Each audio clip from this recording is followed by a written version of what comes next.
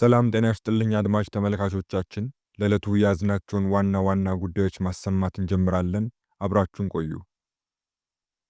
በዛሬው ዘገባችን የኢትዮጵያና አሜሪካን የግንኙነት ፖሊሲ ለውጥን አስመልክቶ ሪፖርተር የሰራውን ዘገባ እናነሳለን። ባለፉት 2 እና 3 ወራት የበርካታ አገሮች ከፍተኛ ባለስልጣናት ወደ ኢትዮጵያ ሲመጡ ታይተዋል። የህንድ ጠቅላይ ሚኒስትር ናሬንድራ ሞዲ ወደ ኢትዮጵያ መምጣት ከነዚህ መካከል በትልቅነቱ ሊጠቀስ የሚችል ጉብኝት ነው። የሲንጋፖር ጠቅላይ ሚኒስትር ሎረንስ ወንግ እንዲሁም የማሌዥያ ጠቅላይ ሚኒስትር ዱቱክ ስሪ አንዋር ኢብራሂም በእነዚሁ ጊዜያት ወደ ኢትዮጵያ መምጣትም ቢሆን ለኢትዮጵያ የውጭ ግንኙነት ጎልተው የሚነገሩ የቅርብ ወራት ዜናዎች ነበሩ።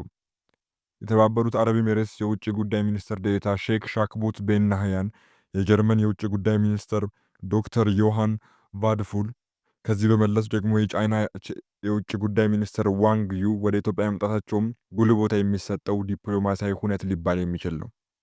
ባለፈው ሳምንት አጋማሽ የአሜሪካ ምክትል የውጭ ጉዳይ ኃላፊ ክሪስቶፈር ላንዳው እና የአሜሪካ የአፍሪካ እዝ ኃላፊ ጄኔራል ዳግቪን አንደርሰን ወደ ኢትዮጵያ መምጣታቸው ደግሞ ልዩ ትኩረት የሳበ ነበር።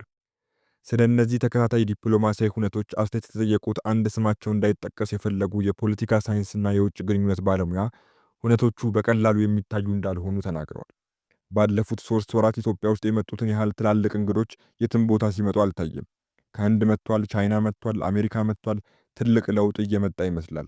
ከህንድ መሪ ቀጥሎ እኮ የቻይና የውጭ ጉዳይ ሚኒስትር መጥቷል። ዢ ጂንፒንግ ባይመጣም እሱን ተከትሎ በቻይና ፖለቲካ ላይ ትልቅ ተጽዕኖ ሊያሳርፍ የሚችለው ሰው ነው የመጣው። የቻይና የውጭ ጉዳይ ሚኒስትር ዋንግ ዩ ወደዚህ ሲላኩ ዝም ብሎ እንደማይሆን መገመት ይቻላል። አሁን ደግሞ አሜሪካ ምክትል የውጭ ጉዳይ ኃላፊዋን ክሪስቶፈር ላንዳውን የላከችው፣ ይህም ዝም ብሎ የሆነ አይመስለኝም በማለት ተከታትለው የታዩ ጉብኝቶችን ጉልህነት አስረድተዋል። በጅቡቲ ካምፕ ሌሞኔር በሰፈረው የአሜሪካ ጦር የአፍሪካ ቀንድ ግብረ ኃይል አዛዥ የሆኑት ሌተናንት ጀነራል ዊሊያም ዛና ከ4 ዓመት በፊት የሰሜን ኢትዮጵያ ጦርነት በተፋፋመበት ወቅት በኢትዮጵያ አስጊ ነገር ከተፈጠረና መንግስት ተልዕኮ ከሰጠን ለመዝመት ዝግጁ ነን የሚል መግለጫ ለቢቢሲ መስጠታቸው ከባድ የፖለቲካ ውዝግብ አስነስቶ ነበር። አሜሪካ በኢትዮጵያ ውስጥ ጉዳይ ጣልቃ ከመግባት አልፎ ጦር ላዘምት ነው የሚል የጦር መኮንን መታየቱ 100 ዓመታትን የተሻገረውን የኢትዮጵያና የአሜሪካ ግንኙነት ጨርሶ የናደ አጋጣሚ ተብሎ ከፍተኛ ተቃውሞና ቁጣ ሲነሳበት ነበር የቆየው። የጦር መኮንኑ እንደዛቱት አሜሪካ በኢትዮጵያ ላይ በወቅቱ ጦር ባትሰብቅም፣ ነገር ግን የሰሜን ኢትዮጵያዊን ጦርነት መነሻ በማድረግ የጆ ባይደን አስተዳደር ከጉዞ እገዳ ጀምሮ እስከ የኢኮኖሚ ማዕቀቦች አከታትሎ ሲጥል ታይቶም ነበር። ኢትዮጵያን በሰብአዊ መብት ጥሰትና በጦር ወንጀሎች በመክሰስ የሚታወቀው የጆ ባይደን አስተዳደር በተመድ የጸጥታው ምክር ቤት ብቻ ሳይሆን በሰብአዊ መብቶች ድርጅቶች መድረኮች ላይም በኢትዮጵያ ላይ ውንጀላዎችንና ጫናዎችን ሲያደርግ መቆየቱ ይታወሳል። የአሜሪካ መንግስት ከዚያም ወዲህም ቢሆን የኢትዮጵያ ፖሊሲውን ብዙም ሲያሻሽል አለመታየቱ ይታወሳል። ከታሪፍና ከኮታ ነፃ የንግድ ዕድል ከሆነው ከአጎዋ ዕድል ተጠቃሚነት ኢትዮጵያን ያገደበትን ውሳኔ የአሜሪካ መንግስት እስከዛሬም አላነሳም። አሜሪካ ከጦርነቱ ወዲህ በምታወጣቸው የሰብአዊ መብት፣ የፕሬስ ነፃነት፣ የኢኮኖሚ ምህዳር መስፋትን የተመለከቱ ሪፖርቶች እንዲሁም የደህንነት ማስጠንቀቂያዎች ላይ ኢትዮጵያ በበጎ ስትነሳ አትታይም ነበር። ይሁን እንጂ ከሰሞኑ ይህ ሁሉ ፍጹም በተቃራኒው ተለውጦ መታየት የጀመረ ነው የሚመስለው። ወደ ኢትዮጵያ ከሰሞኑ የመጡ 2 የአሜሪካ ከፍተኛ ባለስልጣናት ኢትዮጵያን የቀጠናው የሰላምና የጸጥታ መልህቅ የሆነች አገር ናት፣ በቀጠናዊ የሰላም ማስከበር ስራዎች አሜሪካ አብራ መስራት ትፈልጋለች ብለው በግልጽ ሲናገሩ መሰማቱ የአሜሪካ የቅርብ ዓመታት የኢትዮጵያ ፖሊሲ የመለወጡ ምልክት ተደርጎ እየታየ ይገኛል። የውጭ ጉዳይና የፖለቲካ ሳይንስ ባለሙያው እንደሚናገሩት ከሆነ ግን የሁለቱ አገራት ጉብኝት ምናልባትም የአሜሪካ ፖሊሲ አቅጣጫ መለወጥን ላያመላክት ይችላል። አሁን ያለው የትራምፕ አስተዳደር ቀደም ብሎ ካወጣው የደህንነት ስትራቴጂውም ሆነ ከሰሞኑ ይፋ ካደረገው የመከላከያ ስትራቴጂ ሰነዱ መረዳት እንደምንችለው ዲፕሎማሲው ሰጥቶ መቀበል እየሆነ መምጣቱን መታዘብ ይቻላል። በሁለቱም ሰነዶች ላይ የአፍሪካ ጉዳይም ሆነ የአፍሪካ ቀንድ ቀጠና አጀንዳ የተለየ ቦታ ተሰጥቶት የተቀመጠበት ሁኔታ የለም። በአጭሩ ነው የሚያልፉት። ከዚያ ይልቅ እንደ መካከለኛው ምስራቅ ላሉ አጀንዳዎቻቸውን አሁንም ቅድሚያ እንደሚሰጡ ነው የተመላከተው። በአፍሪካም ሆነ በአንዳንድ የዓለም ክፍሎች ትራንዛክሽናል ዲፕሎማሲን እንደሚከተሉ ይህ ይጠቁማል። እነሱ ፍላጎታችን ነው በሚሏቸው አጀንዳዎች ላይ ቅድሚያ ሰጥተው ከኢትዮጵያም ሆነ ከሌሎች የአፍሪካ ሀገሮች ጋር አጋርነት ለመፍጠር ማሰባቸውን ሁለቱ ባለስልጣናትም ሲመጡ ግልጽ አድርገዋል።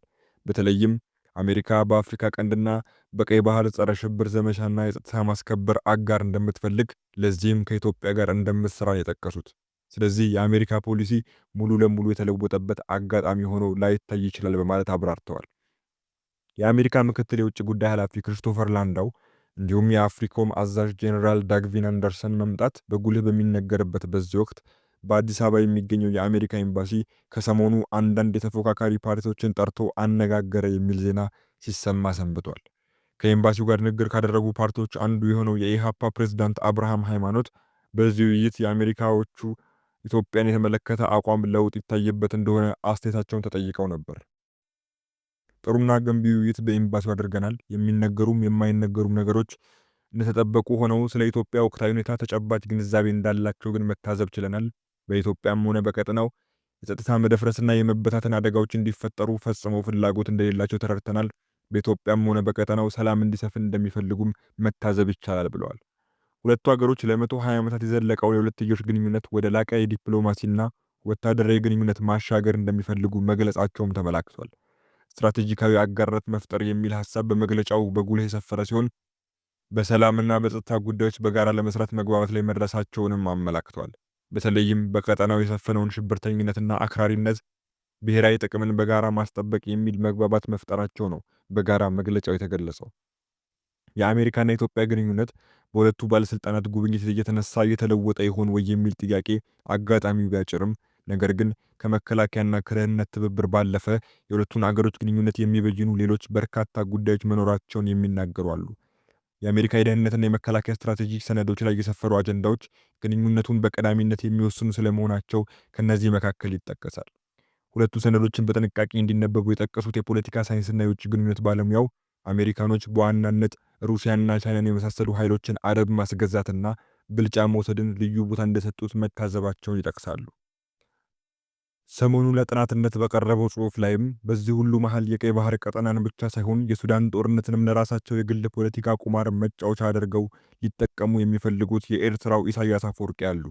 ሰውየው ከኢትዮጵያ ጋር ያላቸውን ተቃርኖ ለማርካት ሲሉ ብቻ በቀይ ባህር አጀንዳም ሆነ በሱዳን ጦርነት ጉዳዮች የኢትዮጵያን ፍላጎት የሚጋጭ አቋም ማራመድን ፖሊሲያቸው አድርገዋል።